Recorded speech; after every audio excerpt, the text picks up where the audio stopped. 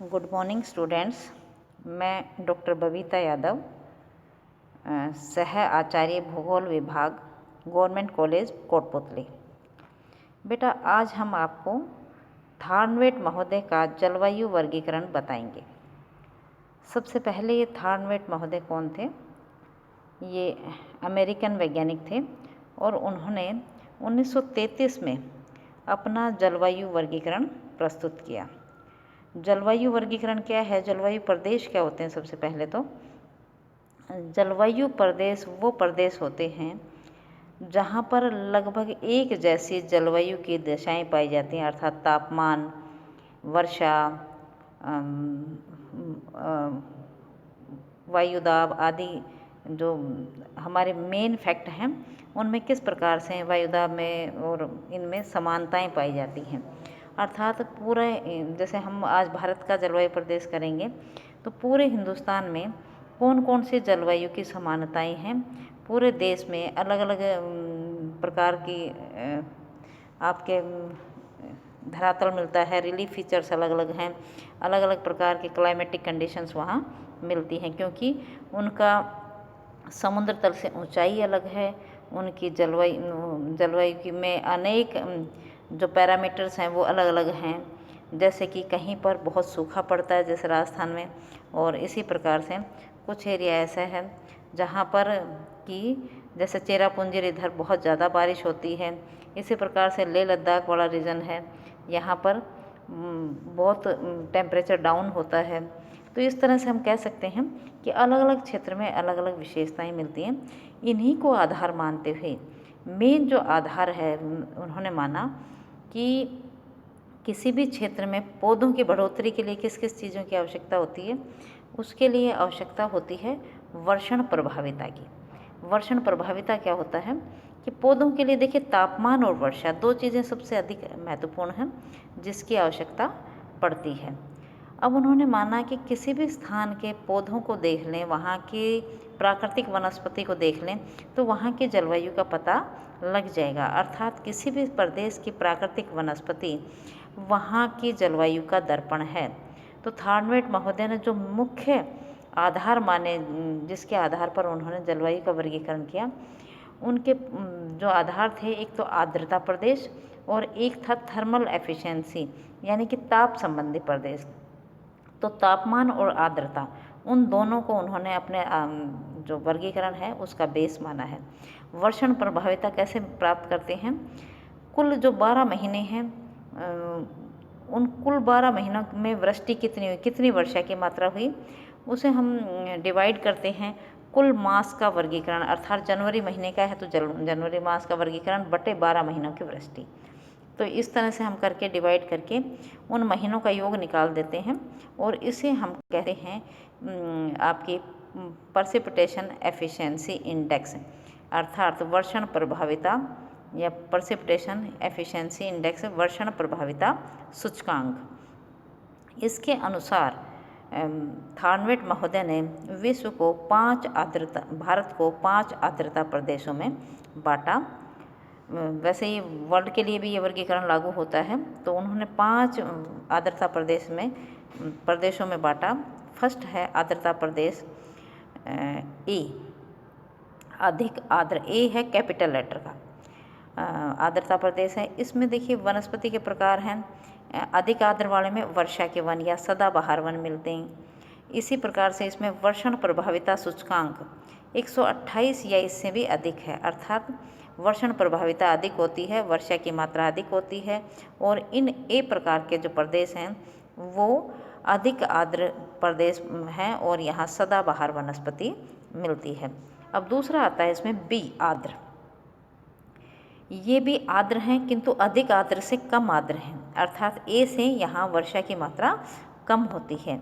यहाँ भी वन मिलते हैं और यहाँ पर वर्षण प्रभाविता सूचकांक है वो 64 से 127 तक होता है। इसी प्रकार से तीसरा उन्होंने कैपिटल लेटर सी माना। सी का मतलब होता है उप आर्द्र प्रदेश। उप आर्द्र का मतलब होता है आर्द्रता है किंतु कम है।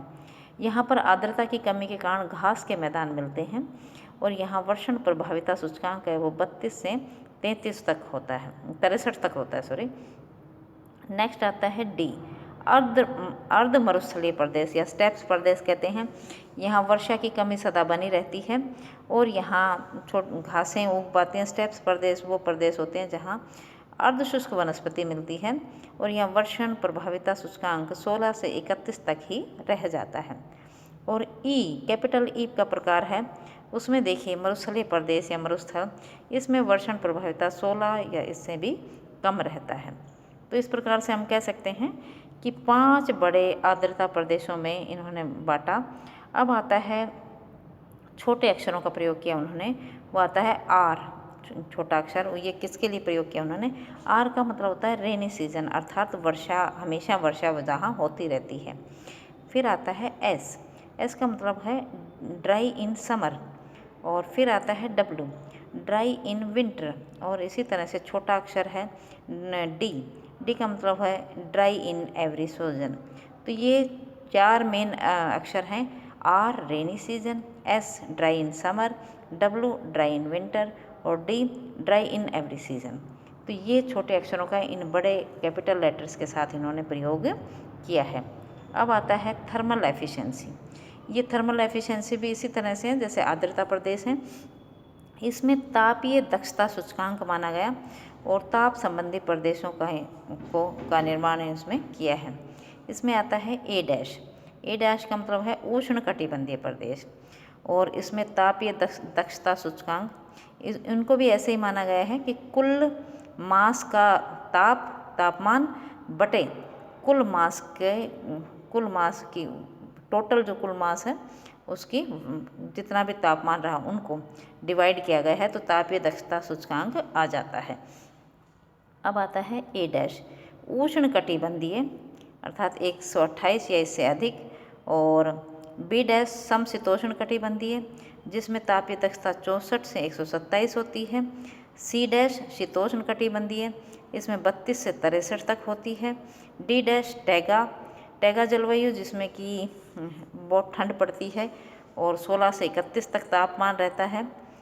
और ई डैश जहाँ टुंड्रा जलवायु जिसमें बहुत ही ठंड पड़ती है और यहाँ 1 से 15 तापीय दक्षता सूचकांक निकलता है। और लास्ट है एफ डैश या एफ जिसमें हिमाच्छादित जलवायु होती है और यहाँ 0 तापीय दक्षता सूचकांक होता है। इन्हीं आधारों को लेकर थॉर्नवेट महोदय ने अब भारत के जलवायु प्रदेशों को विभाजित किया है। इसमें उन्होंने कौन कौन से जलवायु प्रदेश माने? सबसे फर्स्ट नीचे की तरफ देखिए, केरला की तरफ ए डैश आर, ये अति आर्द्र जलवायु प्रदेश हैं।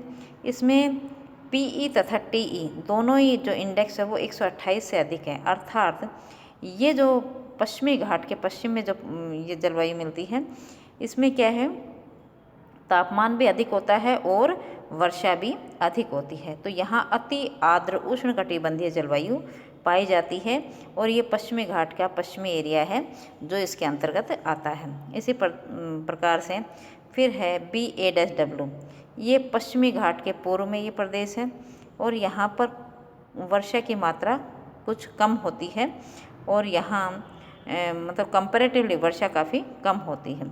फिर आता है सी ए डैश डब्लू, ये उपाद्र प्रदेश होता है। यहाँ पर शीतकाल में वर्षा की कमी पाई जाती है। सी ए डैश डब्लू ये गांगे प्रदेश है पूरा का पूरा और यहाँ घास के मैदान मिलते हैं। फिर आता है सी बी डैश डब्लू, यहाँ शीतकाल में वर्षा की कमी होती है और ये गंगा का मेनली जो गांगे क्षेत्र है ऊपर वाला वो इसके अंतर्गत आता है। फिर आता है डी ए डैश डब्लू, ये डी ए डैश डब्लू में अर्ध मरुस्थलीय प्रदेश है, अर्थात हम ये कह सकते हैं कि ये जो प्रदेश है ये इसमें तापीय दक्षता और ये तापीय दक्षता 64 से 127 होती है और वर्षण प्रभाविता 16 से कम होती है।